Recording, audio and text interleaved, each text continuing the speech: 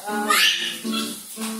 Maghihintay ng pagkakataon. Hayaan na lang sila na magtatrapan na manligaw sa'yo. Dadaan na lang